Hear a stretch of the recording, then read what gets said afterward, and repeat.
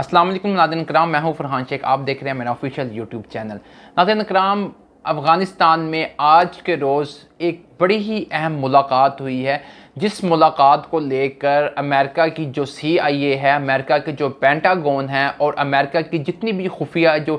आप कह लें कि एजेंसीज़ हैं, उनमें एक सांप सा सूंघ गया है इस खबर को लेकर। और वो इस खबर को लेकर बड़े ही तजस्सुस का मुजाहरा कर रहे हैं, क्योंकि जिस काम के लिए उन्होंने एक भारी भरकम रकम को जो था उस शख्स के सर की कीमत लगाई हुई थी, और उसको ढूंढने के लिए तकरीबन इनको काफ़ी देर तक अफ़गानिस्तान में एक सर्च ऑपरेशन करने पड़े। अफ़गानिस्तान में इनको बहुत सारे जो अपने जासूस थे उनको छोड़ना पड़ा, लेकिन उसके बावजूद भी ये शख्स जो था इनकी गिरफ्त में नहीं आ सका। और इस शख्स के बारे में मैं आपको इस वीडियो में बताऊंगा, ये शख्स कौन है और इसके सर की कीमत कितनी थी। और अब जो अमेरिका के जो दुश्मन हैं, जो इस टाइम अमेरिका जिसको अपना दुश्मन समझता है, चाइना, उसके जो एम्बेसडर ने इससे मुलाकात की है, और उसके बाद जो सोशल मीडिया पे क्या चीज़ें चल रही है ये भी मैं आपके साथ शेयर करूंगा, ताकि आपको ये जो तमाम जो इसकी जो अपडेट्स हैं वो आप तक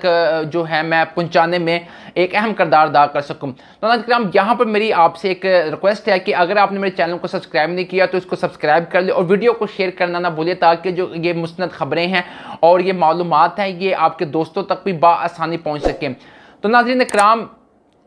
अमेरिका ने जब अफ़गानिस्तान के ऊपर हमला किया, उस पर हमला करने के बाद उसको बहुत सारे ग्रुप्स की जानब से, बहुत सारे कबाइल्स के एक स्ट्रॉन्ग ग्रुप्स की जानब से मज़ाहमत का सामना करना पड़ा। तो उन्हीं में से जो एक ग्रुप था वो हक्कानी नेटवर्क था, जिसने इनको वहाँ पर जो तिगनी का अनाज नचाया, नेटो फोर्सेस को, अमेरिकन फोर्सेस को वहाँ पर ज़मीनी तौर के ऊपर भी इनका बहुत सारा नुकसान किया, और उनको हर किस्म के मामलात में अफ़गानिस्तान के अंदर ही उनको उलझाए रखा, और उनके लिए एक दर्द सर बन चुका था यह हक्कानी नेटवर्क। और इस परेशानी की वजह से जो अमेरिका था, उन्होंने हक्कानी नेटवर्क के जो आप हेड कह लें, जिनका नाम जलालुद्दीन हक्कानी है, उनके सर की कीमत मुकर्रर की थी। उनके सर की जो कीमत मुकर्रर की थी वो $10 मिलियन, $10 मिलियन जो थी ना, जलालुद्दीन हक्कानी के जो सर की कीमत थी वो मुकर्रर की थी।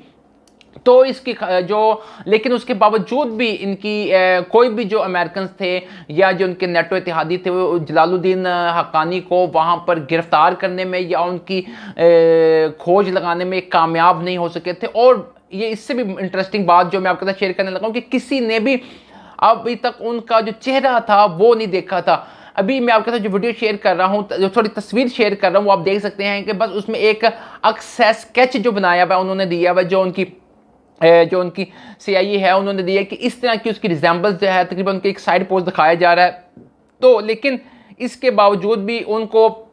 उनकी कोई मुकम्मल तस्वीर किसी भी सूरत में भी इनके जो अमेरिकन जो नेटो है और इनके हाथ में वो नहीं लगी थी। लेकिन अब जो आज जो है, जो जिस मुलाकात का मैं आपके साथ जिक्र करने जा रहा हूँ, वो मुलाकात किसके साथ हुई है? और मुलाकात हुई है अमेरिका का जो दुश्मन है, जिसको अमेरिका समझता है कि ये अब मुस्तकबिल में मेरा दुश्मन है, और ये जो मेरा सुपर पावर का जो ख्वाब है, जो मैं इतनी देर से उसको लेके कंटिन्यूसली चल रहा हूँ, उसको अगर कोई कट कर सकता है तो वो चाइना है। चाइना के एम्बेसडर की आज मुलाकात हुई है अफ़गानिस्तान में, और ये मुलाकात हुई है जलालुद्दीन हक्कानी के साथ। जलालुद्दीन हक्कानी के साथ उनकी ये एक, आप कह लें कि जलालुद्दीन हक्कानी एक फ़ॉरेन पहले डिप्लोमेट, सफारतकार हैं, जिन्होंने आज जलालुद्दीन हक्कानी को बिल्कुल सामने सामने बैठ के उनकी शक्ल देखी है, और उनको अभी चीज़ का कन्फर्म हो गया कि ये जलालुद्दीन हक्कानी हैं, जो मतलब जिन्होंने अमेरिका को किस तरीके से अफ़गानिस्तान में शिकस्त दी थी और अफ़गानिस्तान में अमेरिका के जो मामलात थे उसको किया था। यहाँ पर अब ये एक चीज़ अहम ये भी है कि जो मैं आपके साथ शेयर करता चलूँ कि जो जलालुद्दीन हक्कानी है, ये हक्कानी नेटवर्क के तो एक सरबराह हैं ही हैं, और ये इस टाइम तालिबान की अमारत इस्लामी की हुकूमत में एक बड़े अहम ओहदे वजारत दाखिला के जो हैं वो जो फ़राइज़ सर अंजाम दे रहे हैं, और तमाम जो वहाँ की जो इंटीरियर सिक्योरिटी है अफ़गानिस्तान की, उसको ये देख रहे हैं, क्योंकि इनका बड़ा एक वसी तजर्बा है। ये बड़े ही एक मजबूत जंगजू की हैसियत से अफ़गानिस्तान में काम कर चुके हैं, और उनका नेटवर्क भी है, वो भी एक बड़ा मुनज़्ज़म और बड़ा ही एक स्ट्रॉन्ग नेटवर्क है, हक्कानी नेटवर्क, जिसको तबाह करने के लिए बारहा दफ़ा पाकिस्तान के ऊपर भी और पाकिस्तान की आर्मी के ऊपर भी ये एक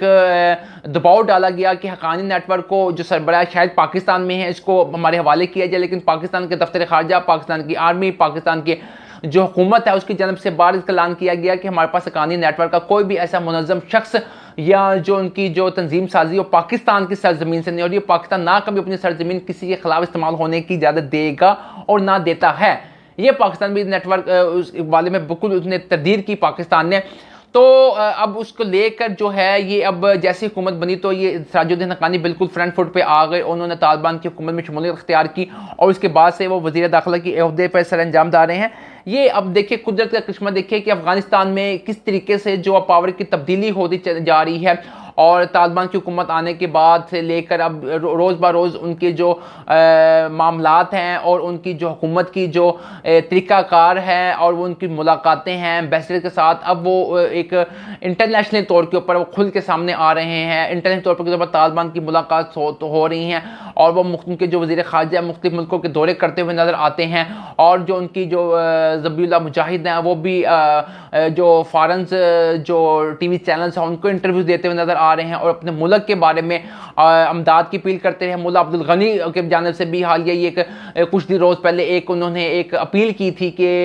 इंसानियत की बुनियाद के ऊपर मतलब मदद की जाए। तो अब ये एक इंटरनेशनल तौर के ऊपर इनका जो ताल्लुकात हैं वो इस्तवार करने की कोशिश की जा रही है तालिबान हुकूमत की जानिब से और ऐन मुमकिन है कि आइंदा आने वाले मुस्तकबिल में इनके मामलात जो हैं उनके ताल्लुकात है वो माजी की तरह बिल्कुल बहाल हो जाएंगे और जिससे जो हुकूमत है अफगानिस्तान की उसके लिए एक मुफीद दर साबित होंगे। अब तालिबान को भी इन मामलात को लेकर अपनी इस हुकूमत की एक